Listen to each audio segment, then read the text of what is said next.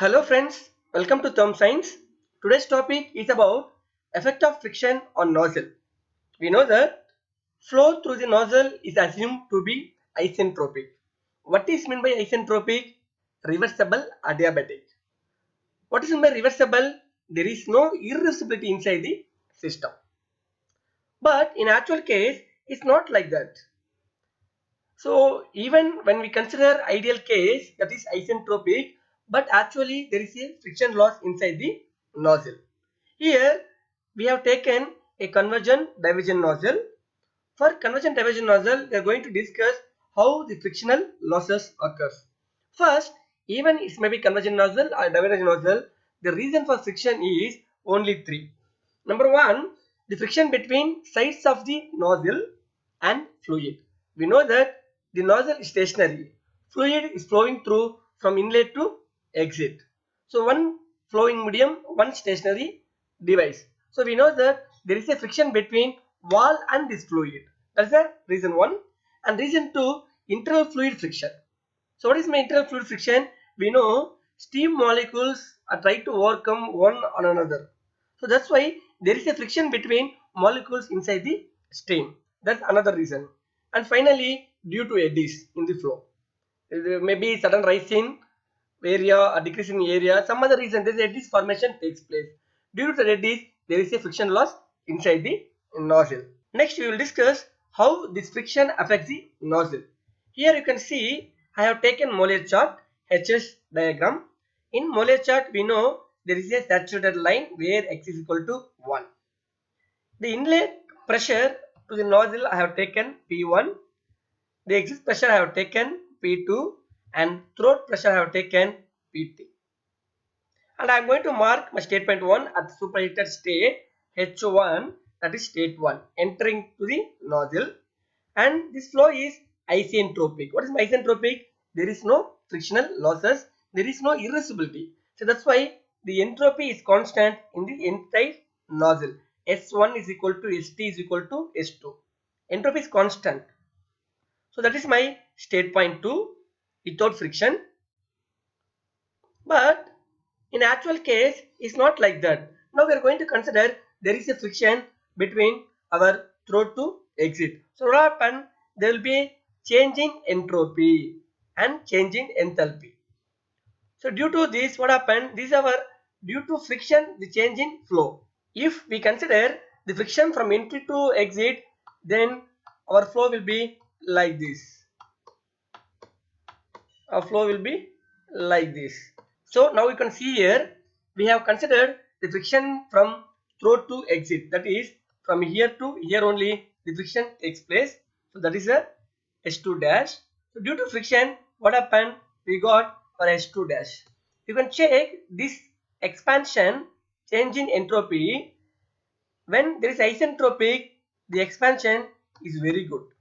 Entropy is high, change in entropy is higher. But there is a friction loss, the change in entropy, that is del H dash, becomes very lower. When this del H is lower, we know that the exit velocity will come down. And due to this friction, we can see there is a change in dryness fraction. Look here, this is x equal to 1, and here we will be having one more dryness fraction line at the state point 2. And similarly here also you will be having one step. You can see, for example, if you take this 0.9, this will be 0.8. So there is increasing dryness fraction due to the friction. And similarly, entropy drop is less, but increase in entropy. This S2 dash is higher compared to the S2. Now we will discuss the effects of friction on nozzle. So we can see here, number one, we have reducing enthalpy drop. As I told you, this H1 minus H2 will be very low. So exit velocity will be very low. So exit velocity will reduce. Number three, increase in dryness fraction. As I told you, this dryness fraction line, you can see 0.9, 0.8, increase in dryness fraction. And similarly, increase in specific volume. We know that, right? Specific volume lines or dotted lines. Here we have higher. This will be higher than the previous one. So specific volume will be higher, and decrease in mass flow rate. We know very well the mass flow rate, it depends upon density. So once specific volume increases, automatically decrease in mass flow rate. So this is the effect of friction on nozzle. Now we will discuss the nozzle efficiency. As I told you, it is a ratio between actually enthalpy drop to the isentropic enthalpy drop. So what is the actual enthalpy drop? When there is a friction. What is isentropic enthalpy drop? And there is a no friction, consider isentropic flow. So that is nozzle efficiency is equal to H1 minus H2 dash divided by H1 minus H2. Now we will discuss velocity coefficient of nozzle. So we are going to discuss what is the difference between velocity coefficient of nozzle and nozzle efficiency. So this is a ratio between actual velocity, actual exit velocity to the isentropic exit velocity. So we know that C2 dash divided by C2. This is actual, this is isentropic.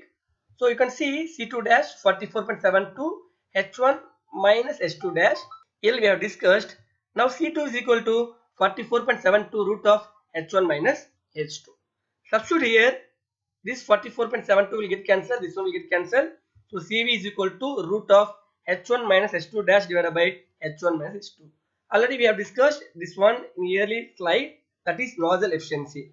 H1 minus H2 dash divided by H1 minus H2. So velocity coefficient of nozzle is equal to square root of nozzle efficiency. In next lecture, we will discuss few problems on steam nozzle. If you like this video, kindly share, like, don't forget to subscribe. If you have any doubt, kindly give in comment box. I will answer you. Thank you.